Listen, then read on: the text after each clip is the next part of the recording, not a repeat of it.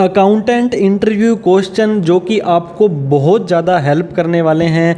सबसे पहले तो आपको एक अकाउंटेंट हो या कोई भी प्रोफेशन के हो दोस्तों, आपको अपना इंट्रोडक्शन देना पड़ता है। तो आपसे वो पूछ सकते हैं tell me about yourself. तो आप अपना नाम बताएंगे, आप कहाँ से हैं, आपकी क्वालिफ़िकेशन क्या है, आपके एक्सपीरियंस क्या है। तो आपको बिल्कुल ही कम शब्दों में बहुत ही अच्छे तरीके से ये समझा देना है कि मेरा नाम सुमित शर्मा है, मैं श्री गंगानगर से हूँ, मैं एक चार्टर्ड अकाउंटेंट हूँ और मैं 5 साल से प्रैक्टिस में हूँ।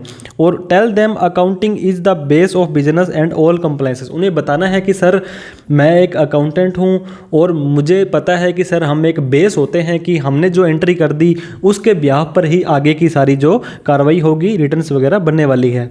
और आपको जो इमीडिएटली क्वेश्चन पूछा जा सकता है दोस्तों, ड्यू डेट्स, क्योंकि आप वहाँ के अकाउंटेंट बनने वाले हैं तो आपको कम से कम ये तो पता होना चाहिए कि उस ऑर्गेनाइजेशन के ऊपर जो जो कंप्लाइंस एप्लीकेबल होती है उनकी दोस्तों जो इनकम टैक्स की रिटर्न है, कौन सा फाइनेंशियल ईयर होता है, कौन सा असेसमेंट ईयर होता है, जीएसटी की फुल फॉर्म, जीएसटी की रिटर्न्स के बारे में, टीडीएस आपको कब भरना है और टीडीएस की रिटर्न कब भरनी है।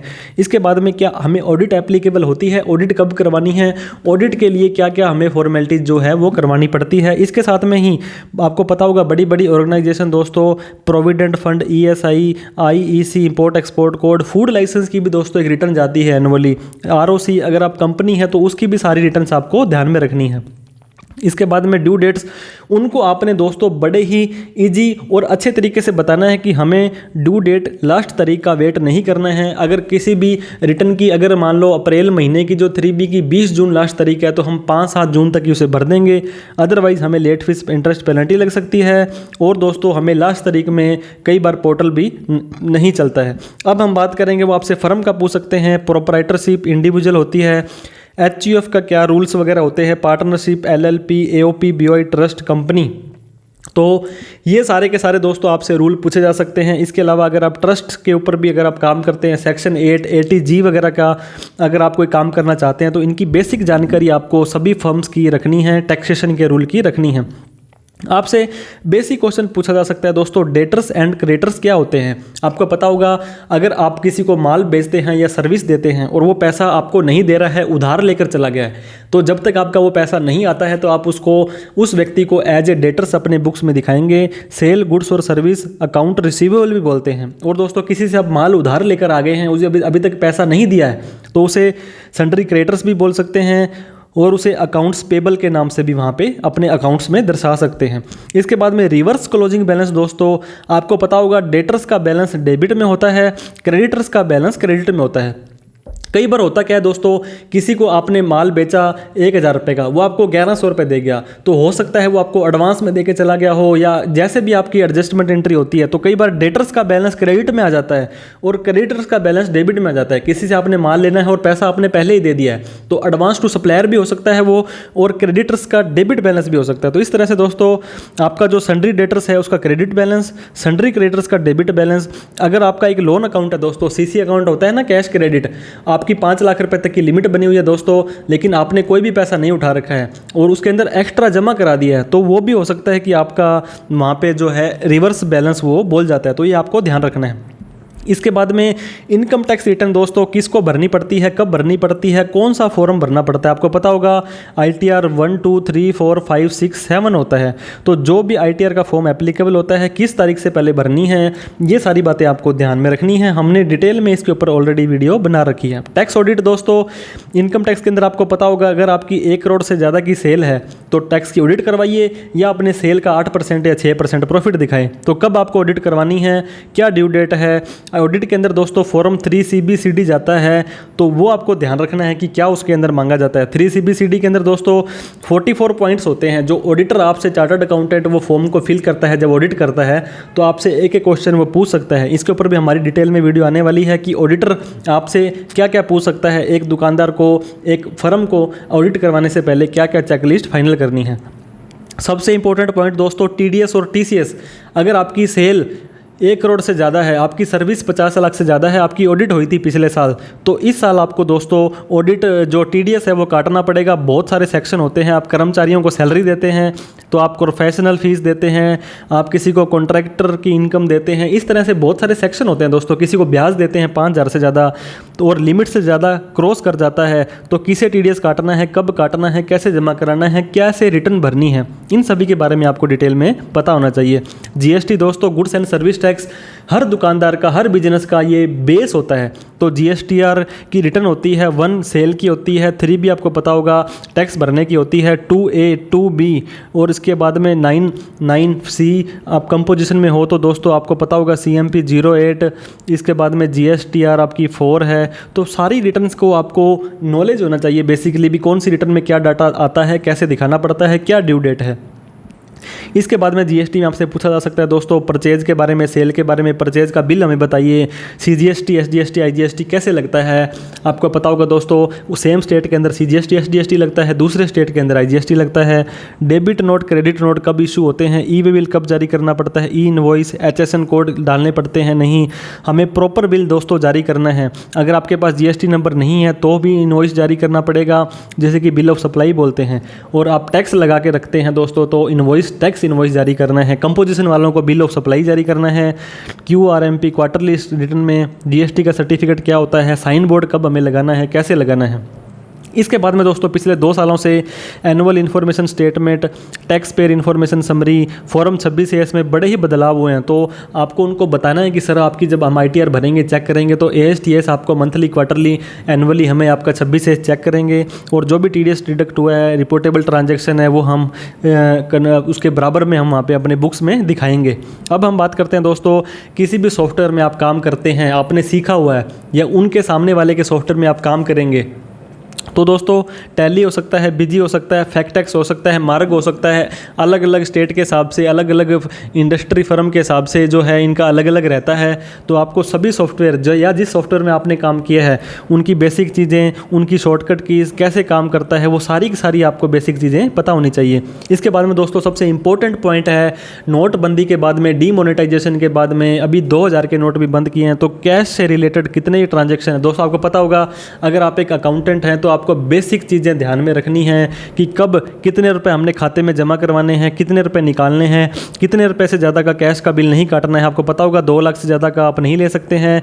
कैश डिपॉजिट सेविंग में 10 लाख है, करंट में 50 लाख है। अगर आपके पास प्रूफ है तो जितना मर्जी कराइए, कैश में पेमेंट आप 10,000 से ज़्यादा नहीं कर सकते हैं दोस्तों, और कैश का एक्सपेंस भी 10,000 से ज़्यादा नहीं कर सकते हैं। अगर आपने ट्रांसपोर्टेशन को देना है तो 35,000 से ज़्यादा कैश नहीं दे सकते हैं। तो ये सारी लिमिट्स आपको ध्यान में रखनी है ताकि आपको किसी भी तरह की इंटरव्यू देने के टाइम वो आपको झंझट ना आए, मतलब आपका कॉन्फिडेंस इतना हाई लेवल का हो कि आपका इंटरव्यू सक्सेसफुली पास हो ही जाए। इसके बाद में दोस्तों रेलिवेंट डिग्री भी आपके पास हो तो सोने पे सुहागा है। अगर आप एक CA हो, अगर आप CS हो, अगर आप CMA हो, नहीं तो आप अगर BCom हो, BBA हो, MBA हो, मतलब फाइनेंस से रिलेटेड कोई भी डिग्री है और एक अच्छी जॉब करना चाहते हो दोस्तों, तो बहुत बढ़िया आपके लिए अपॉर्चुनिटी मिलती है। रिज्यूमे बना लें दोस्तों, जिसे कि CV भी बोलते हैं। सारी डिग्रियां, सारे अचीवमेंट्स, आपके एक्सपीरियंस, मतलब शॉर्ट्स एंड स्वीट, सस्ता सुंदर टिकाऊ, बहुत ही प्यारा सा छोटा सा, झूठ नहीं बोलना है उसके अंदर आपको, चाहे कम लिखो लेकिन जेन्युइन लिखो, वो आपको साथ में लेकर के जाना है। कम्युनिकेशन स्किल दोस्तों आपकी होनी चाहिए, ये मैंडेटरी नहीं है। अकाउंटिंग है ठीक है, आपने ज़्यादा लोगों से संपर्क नहीं करना है, आपके सेठ ने, आपके बॉस ने आपको बता दिया ये एंट्री करनी है तो आप कर लेंगे, लेकिन फिर भी इंग्लिश भी आपको ऐसा नहीं है कि इंग्लिश के बिना आपका काम नहीं होगा दोस्तों। बेसिक चीज़ें तो इंग्लिश आपको पता ही होती है, लेकिन फॉर्मल ड्रेस डालनी है, कम्युनिकेशन स्किल्स होने चाहिए, सिचुएशन को हैंडल करना आना चाहिए। और अगर आपको कोई भी आंसर नहीं आता है तो उनको बोल दें सर सॉरी मुझे ये नहीं पता है, मैं सीख लूँगा, या जैसे भी आपको बताना है, लेकिन झूठ नहीं बोलना है, आपको ओवर स्मार्ट वहाँ पे नहीं होना है। गोल्डन रूल्स होते हैं अकाउंटिंग के दोस्तों, इसके ऊपर ही सारी अकाउंटिंग टिकी हुई है। आपको कोई भी डाउट हो तो आप देख सकते हैं। डेबिट द रिसीवर, पाने वाले को डेबिट करना है, देने वाले को क्रेडिट करना है। जो बिजनेस में आ रहा है उसे डेबिट करें, जो जा रहा है उसे क्रेडिट करें, खर्चों को डेबिट करें और इनकम को क्रेडिट करें। ये रूल आपको गांठ बांध लेने हैं, इनका बेसिक कंसेप्ट आपको पता होना चाहिए ताकि आप सामने वाले को समझा सको। इसके बाद में दोस्तों बैलेंस शीट की टर्म्स होती है, आपको पता होगा बैलेंस शीट ऐसे बनती है, इधर होती है लाइबिलिटी, इधर होती है एसेट। तो यहाँ पे आपका दोस्तों कैपिटल आ गया, लोन्स के अंदर सिक्योर्ड अनसिक्योर्ड आ गया, करंट लाइबिलिटीज़ आ गई, यहाँ पे आपकी दोस्तों फिक्स एसेट आ गई, फिर करंट एसेट आ गई, स्टॉक आ गया, डेटर आ गया, लोन एडवांसेस, बहुत सारी चीज़ें आती है दोस्तों।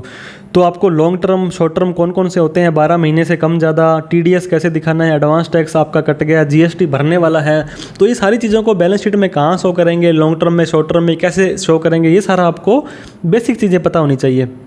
आजकल आपको पता होगा हर व्यक्ति ज़्यादा इनकम कमाना चाहता है, शेयर मार्केट भी बहुत ज़्यादा डिजिटल हो गया है। आपके पता होगा आपको कोविड के बाद में जो हमारा लॉकडाउन हुआ था, हमें बिजनेस हर फ़ोन पे सारे बिजनेस आ गए थे, तो लोग म्यूचुअल फंड के अंदर पैसा लगाते हैं। लॉन्ग टर्म कैपिटल गेन के क्या रूल हैं, शॉर्ट टर्म कैपिटल गेन के क्या रूल है, कितना टैक्स लगता है, इंट्राडे क्या होता है, फ्यूचर एंड ऑप्शन क्या होता है, डिविडेंड पे कैसे टैक्स लगता है, इन सभी चीज़ों को भी हमने दोस्तों लगभग सारे ही टॉपिक्स पर हमने वीडियो बना रखी है हमारे चैनल पर। आप अगर रेगुलरली देखते हैं, नहीं देखते तो ज़रूर देखें, हमें सब्सक्राइब भी कर लें ताकि हमारा भी हौसला बढ़े और आपका भी नॉलेज बढ़ जाए।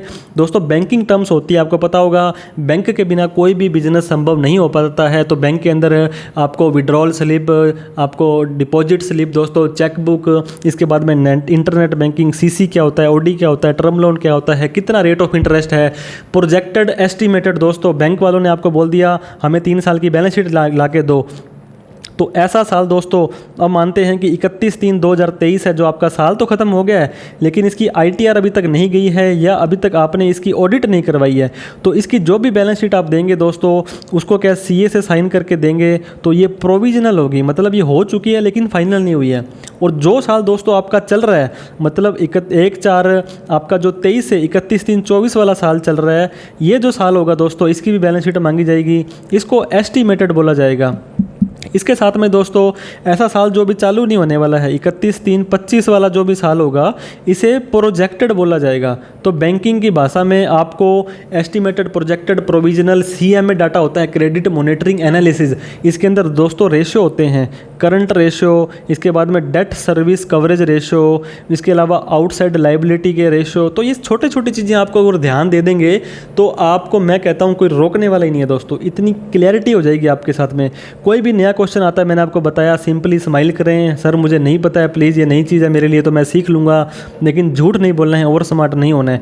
करंट अफेयर्स दोस्तों, कौन फाइनेंस मिनिस्टर है, अभी क्या बजट आया था, कितने रुपए का कहाँ पे क्या लग रहा है, कौन से गवर्नमेंट ने क्या स्कीम निकाली है, तो ये आपको फाइनेंस की न्यूज़ है। करंट अफेयर्स भी थोड़ा बहुत ध्यान में रखें कि गवर्नमेंट ने अभी ये स्कीम लगा रखी है, 25 लाख रुपये का बीमा दिया है। तो ऐसे थोड़े थोड़े बेसिक चीज़ें अगर आप ध्यान में दे देंगे तो बहुत सारी चीज़ें आपकी क्लियर हो जाएंगी, कॉन्फिडेंस बहुत बढ़ जाएगा दोस्तों आपका।